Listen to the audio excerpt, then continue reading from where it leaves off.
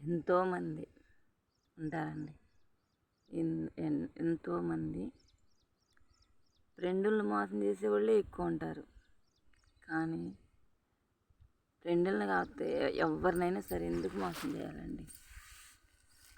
ఫ్రెండ్గా కూడా నువ్వు మోసం చేస్తున్నావంటే ఫ్రెండులను కూడా నీది ఎలాంటి మనసు అని అనుకోవాలి చెప్పండి. ఫ్రెండ్లను కూడా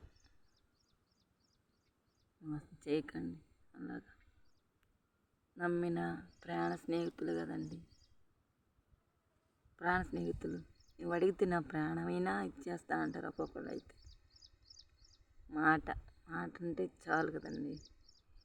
అలాంటి వాళ్ళకి నువ్వు ద్రోహం చేసావంటే మళ్ళా జీవితంలో మరొకరిని నమ్మడానికి కూడా చాలా కష్టంగా ఉంటుంది కదా. ఆలోచించండి.